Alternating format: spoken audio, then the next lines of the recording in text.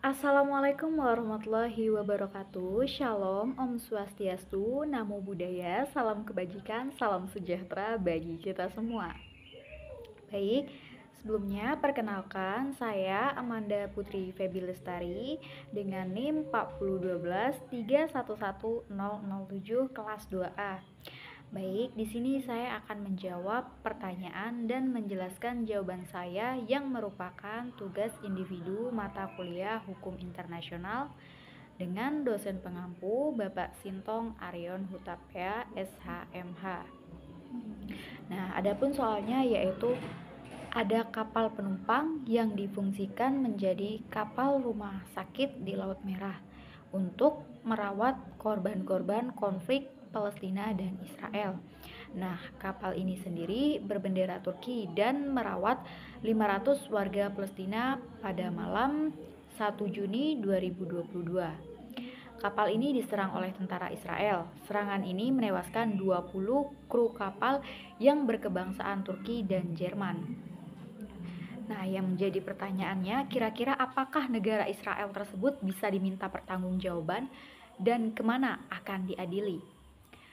Nah, sebelumnya kita harus tahu nih, apakah serangan terhadap kapal rumah sakit melanggar hukum internasional?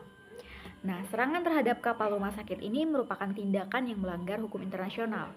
Menurut Konvensi Jenewa tahun 1949, kapal rumah sakit harus dihormati dan dilindungi dalam keadaan apapun. Serangan terhadap kapal rumah sakit dianggap sebagai pelanggaran serius terhadap hukum humaniter internasional yang bertujuan melindungi korban perang, pasien, dan personal medis yang tidak terlibat dalam konflik. Nah, serangan semacam itu dapat dianggap sebagai kejahatan perang dan dapat dikenakan sanksi hukum oleh pengadilan internasional atau nasional.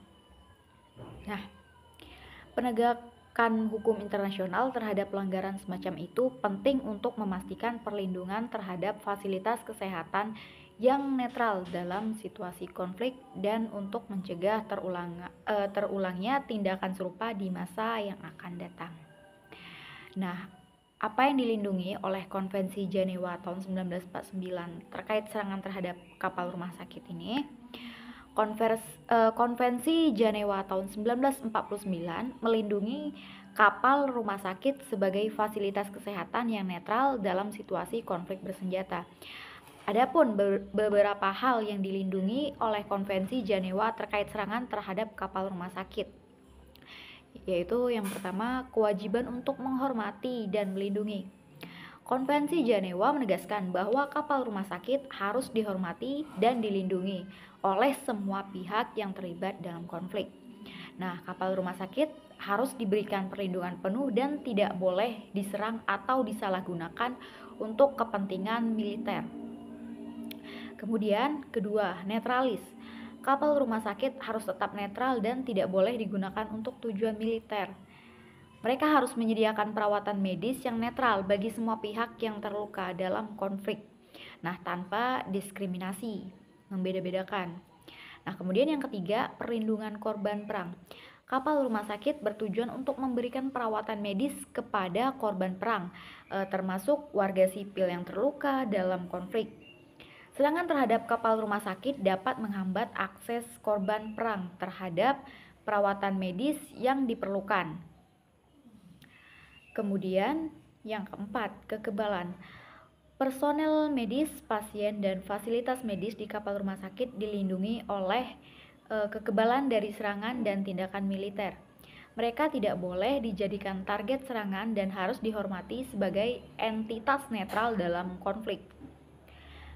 Kemudian Konvensi Jenewa tahun 1949 ini menegaskan pentingnya melindungi kapal rumah sakit sebagai fasilitas kesehatan yang netral dan memberikan perlindungan kepada korban yang serta personel medis yang bertugas di kapal tersebut. Pelanggaran terhadap ketentuan tersebut dianggap sebagai pelanggaran serius terhadap hukum humaniter internasional dan dapat dikenakan sanksi hukum. Maka, dalam kasus serangan terhadap kapal rumah sakit yang difungsikan untuk merawat korban konflik antara Palestina dan Israel di Laut Merah pada 1 Juni 2022, di mana kapal tersebut berbendera Turki dan merawat 500 warga Palestina serta menewaskan 20 kru kapal yang berkebangsaan Turki dan Jerman, negara Israel dapat diminta pertanggungjawaban berdasarkan hukum internasional. Nah, serangan terhadap kapal rumah sakit tersebut melanggar prinsip-prinsip hukum humaniter internasional, termasuk Konvensi Jenewa tahun 1949 yang melindungi kapal rumah sakit sebagai fasilitas kesehatan yang netral. Tindakan tersebut dapat dianggap sebagai kejahatan perang karena menargetkan fasilitas medis yang dilindungi oleh hukum internasional. Nah, negara Israel dapat diadili atas tindakan tersebut di hadapan pengadilan internasional, seperti Mahkamah Pidana Internasional (ICC). Jika kasus tersebut tidak dapat diselesaikan melalui upaya diplomatik atau hukum nasional, pengadilan internasional akan mempertimbangkan bukti-bukti yang ada dan menerapkan hukum internasional untuk menentukan pertanggungjawaban negara Israel atas serangan tersebut. Bahwa dalam proses hukum internasional dapat melibatkan berbagai mekanisme termasuk penyelidikan independen, pengumpulan bukti, dan proses pengadilan yang adil. Tujuan utamanya adalah untuk menegakkan keadilan, memastikan pertanggungjawaban atas pelanggaran hukum internasional, serta mencegah terulangnya tindakan serupa di masa yang akan datang. Nah, kemudian bagaimana pertanggungjawaban dapat dilakukan dalam kasus tersebut? Adapun langkah yang dapat diambil. 1. Pertanggungjawaban negara Israel. Dalam hukum internasional ini, negara Israel memiliki pertanggungjawaban untuk menghormati dan melindungi hak asasi manusia, termasuk hak untuk tidak diserang dan dilindungi dari kekerasan. Serangan kapal rumah sakit yang difungsikan untuk merawat korban-korban konflik Palestina-Israel dapat dianggap sebagai pelanggaran terhadap hak asasi manusia dan hukum internasional. 2. Pertanggungjawaban hukum.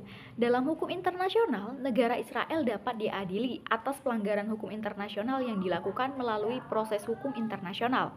Salah satu contoh adalah melalui International Criminal Court (ICC) yang memiliki yurisdiksi untuk mengadili pelanggaran hukum internasional yang dilakukan oleh negara-negara yang telah mendatangi Statute of the International Criminal Court. Kemudian yang ketiga, pertanggungjawaban hukum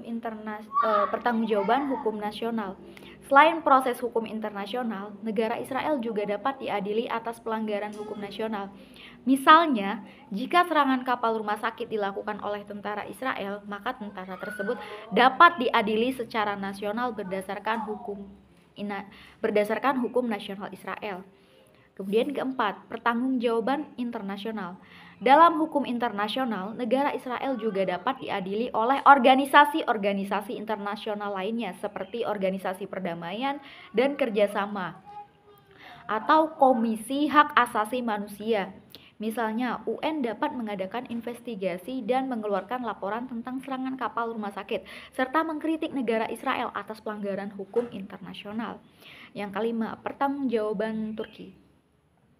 Sebagai negara berbendera Turki, kapal rumah sakit tersebut memiliki kewajiban untuk melindungi kru dan penumpangnya. Dalam hal serangan kapal rumah sakit, Turki dapat diadili atas kewajiban untuk melindungi kapal dan kru serta penumpangnya. Kemudian yang keenam, pertanggungjawaban Jerman. Sebagai negara berkebangsaan Jerman, kru kapal rumah sakit yang berkebangsaan Jerman dapat diadili atas kewajiban untuk melindungi diri dan kru lainnya.